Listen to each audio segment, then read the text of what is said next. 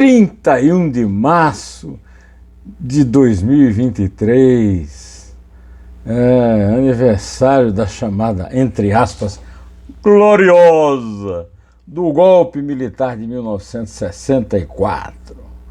Pois então, meus amigos, temos uma novidade a festejar a respeito disso. Depois eu conto.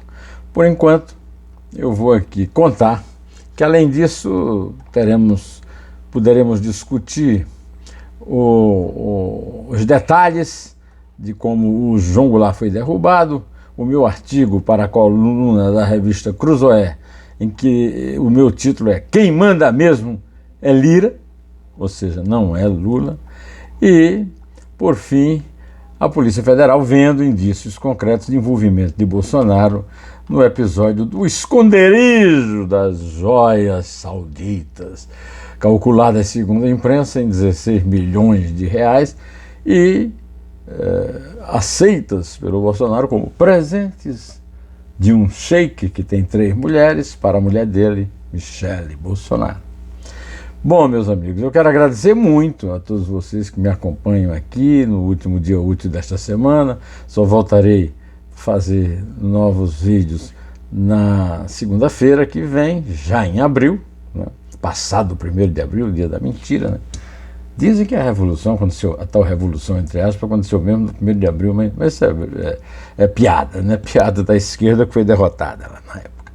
Pois bem, eu quero dizer que fico muito feliz de saber que ainda há gente que sabe que ainda hoje teve um cara que escreveu: "Você não é imparcial". Eu digo isso todo dia, meu cara, eu não sou imparcial, não sou mesmo, eu tenho o lado do cidadão, o lado do contribuinte, o lado do país real, do país que não vive pendurado em castas e salários monstruosos que não podemos pagar e que o Estado banca. Bom, o comandante do Exército, Tomás Paiva, mostrou ter sido uma excelente escolha para o cargo pelo presidente Luiz Inácio Lula da Silva, porque está levando a sério a ordem recebida do ministro da Defesa, que depois dos anos Bolsonaro voltou a ser civil, José Múcio Monteiro, lá de Pernambuco, e proibiu em quartéis manifestações de regozijo pela participação do golpe militar que derrubou João Goulart em 31 de março de 1964 para instalar uma ditadura comandada pelo almanaque do Exército. Almanaque é dose, né? Pois então, meus amigos, o que acontece é simplesmente o seguinte: eu venho aqui cumprimentar o Zé Múcio Monteiro, parabéns, Zé Múcio, viva, porque ao longo desse tempo todo nós estamos vendo anualmente comemorações em quartéis com ordens do dia celebrando a grande paz que o golpe trouxe ao derrubar um presidente eleito constitucionalmente, que assumiu no lugar do quem foi eleito na chapa para o presidente, mas era o vice, e assumiu legitimamente, né? O comandante do Exército reiterou em diversas ocasiões a proibição de militares da ativa se manifestarem ou celebrarem o aniversário do golpe militar nesta sexta-feira, 31, que é o 13 invertido, né, de março. O chefe da força destacou a determinação numa reunião presencial com generais no mês passado, para generais todos lá, né? E integrantes da força relataram aos jornalistas que o comandante deixou claro que serão punidos os militares que se manifestarem comemorando o golpe hoje, nesta sexta-feira. A partir deste ano, o Exército não divulgará mais a mensagem referente ao aniversário do golpe militar em 31 de março. A orientação está alinhada à estratégia do ministro da Defesa, Zé Múcio Monteiro. A respeito da decisão, o general Tomás Paiva avalia que o normal é não haver qualquer leitura de ordem do dia sobre a data, já que a última vez que a mensagem havia sido divulgada foi em 2007. As mensagens foram retomadas pelo ex-presidente Jair Bolsonaro no seu primeiro ano de governo, em 2019, e o texto passou a ser divulgado por sua determinação pelo Ministério da Defesa. Agora você vai me dizer, mas no Rio de Janeiro, o Clube Militar organizou um evento com a finalidade de comemorar o 59º aniversário do movimento democrático, muito democrático, de 1964. Ignorando a orientação do Ministério da Defesa de não celebrar ou fazer menção à data e à ordem do chefe-geral dos fardados, menos esses de pijama, né? O ministro Zé Múcio Monteiro e o general Tomás Paiva. Bom,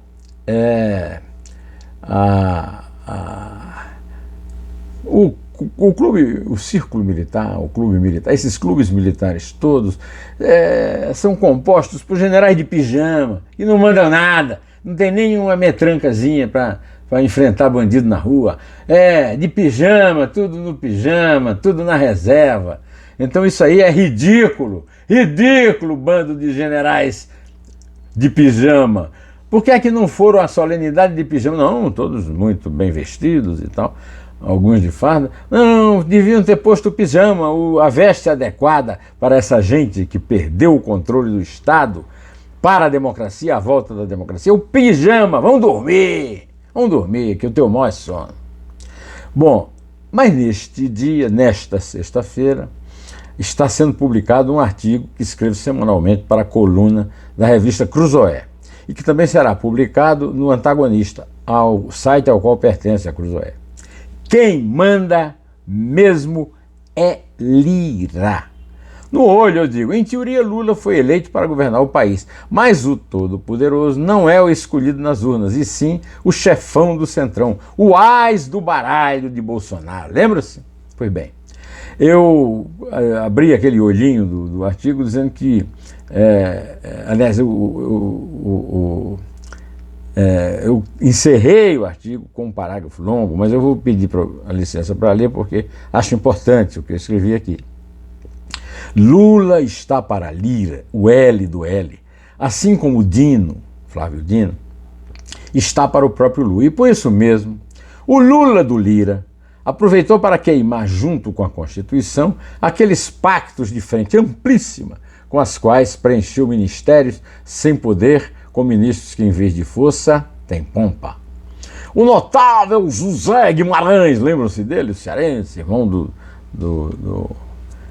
ex-presidente do partido, José Genuíno, né? Líder do governo da democracia, da paz e do amor ao metal reluzente vil, não conduziu o rebanho para restaurar os princípios democraticíssimos da nobreza do Senado, herdada das conquistas romanas que construíram a unidade do velho continente, avô do novo. E a contagem de votos confirma o aviso do conterrâneo do Marechal Floriano, inspiração dos tiranetes, em cujo breviário a direita estúpida reza, venerando o bezerro de ouro nas barbas de Moisés, e a esquerda monopolista evita o castigo da chibata de Cristo nos mercadores do templo. O resto é lorota, simplória, para ser transformada por Fred Wassef, lembra deles? E o Tacla Duran, o advogado dos Bolsonaro e o advogado do Lula, né? Em dinheiro vivo e leis mortas sem penas a punir. Para ler, você precisa ser assinante da Cruzoé e do Antagonista, e eu no meu impresso aqui do vídeo, vou colocar o link. Olha, meus amigos, também vou comentar que o ministro do Supremo Tribunal Federal, Alexandre de Moraes, contou nesta sexta-feira em palestra na Fundação Fernando Henrique Cardoso as histórias relatadas nas visitas aos presos por envolvimento nos atos de 8 de janeiro, na Praça dos Três Poderes, que demonstram a alienação de alguns. Entre os casos está o de uma pessoa que afirmou ter sido encontrada embaixo da cadeira do presidente do Senado, Rodrigo Pacheco, do famoso PSD de Minas, por um pedido de Deus. Deus apareceu e disse: vai, meu filho, invade e quebra tudo aí, porque foi assim que meu filho fez na porta do templo. Foi o contrário, né? Mas eles não sabem ler direito, leem torto e a coisa termina assim. Por falar nisso, a Polícia Federal vê indícios concretos de envolvimento de Bolsonaro na tentativa de reaver joias de 16 milhões e meio de reais, segundo a imprensa, atribuídas a Michele por ele mesmo, o seu marido. A Polícia Federal encontrou indícios concretos do envolvimento do ex-presidente na tentativa de reaver joias da Arábia Saudita. O presente, avaliado em 16 milhões e meio, repito, foi retido pela alfândega da Receita Federal no aeroporto de Guarulhos em outubro de 2021, depois que um membro de uma comitiva do ex-ministro de Minas e Energia, o almirante Bento Albuquerque, outro milico na história, outro saudoso dos tempos da ditadura, né, entrar no país sem declarar os itens luxuosos. A defesa do Bolsonaro nega alguma irregularidade e diz que o ex-presidente nunca pretendeu locupletar-se ou para ter para si bens que pudessem, de qualquer forma, serem havidos como públicos. Não é? Não quis se apropriar, só queria guardar. Era só um fiel depositário, né, como disse aquele vice-presidente do Superior Tribunal de Justiça. O ex-presidente Jair Bolsonaro, aliás, listou em seu inventário pessoal alguns presentes luxuosos feitos com pedras preciosas e recebidos em viagens oficiais nos Emirados Árabes Unidos e no Catar, ou seja, lá no deserto. Apenas uma dessas peças foi avaliada em quase 100 mil reais. Mais de 2 vezes, quase 3 vezes mais do que os... quase 10 vezes mais do que os 16 milhões das joias da Arábia Saudita, né? Incorporado ao acervo privado do ex-mandatário, segundo documentos obtidos pelo jornal O Globo. Ao todo são mais de 9 mil itens. Bolsonaro entrou na mira da Polícia Federal depois que seu ajudante de ordens tentou reaver na reta final do governo joias da Arábia Saudita. Eu já falei da avaliação, e que foram retidas pela Receita Federal no aeroporto de Congonhas. A defesa do ex-presidente nega, não é Congonhas não, é de Cumbica, viu? Qualquer irregularidade. Olha, por falar em Bolsonaro, podemos falar também no Pedro Guimarães, no notório ex-presidente da Caixa, que virou réu por denúncias de assédio contra funcionárias do Banco da Caixa Econômica Federal, da qual ele foi presidente.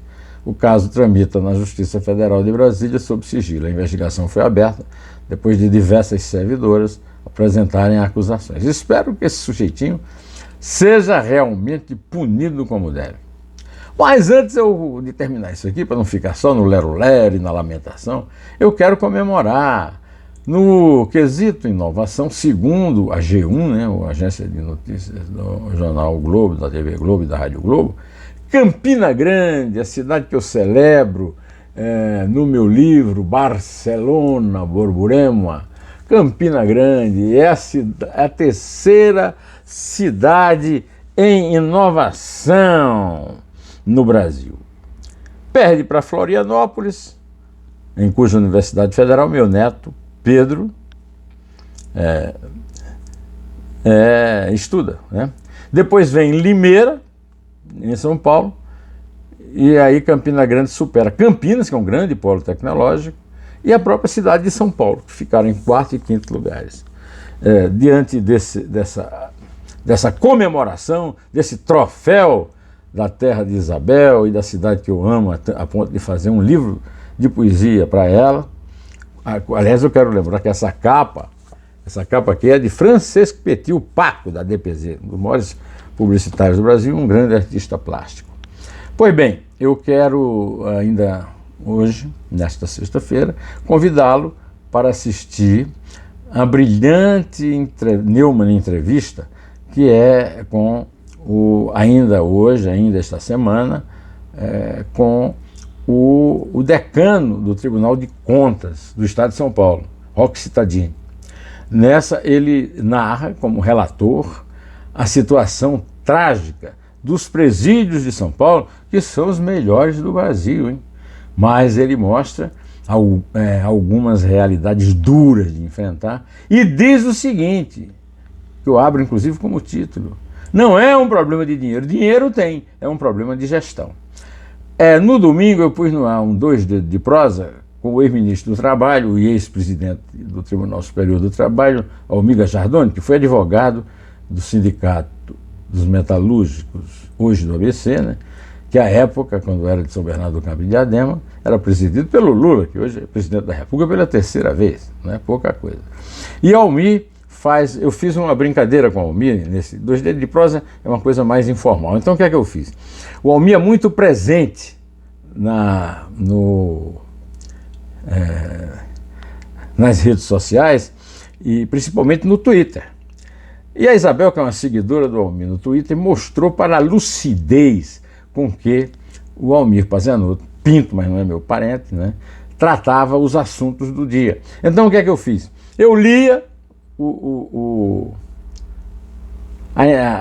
a mensagem do Twitter, o tweet do Almir, e ele comentava. Olha, ficou muito interessante, até porque o Almir é um sujeito muito lúcido, aos 80 e tantos anos, e muito pertinente e corajoso. Você vá ver, vai ficar no ar lá, você vai poder ver sempre, mas amanhã já vou pôr lá no Neumann Entrevista, uma entrevista com o cientista político Christian Lentz.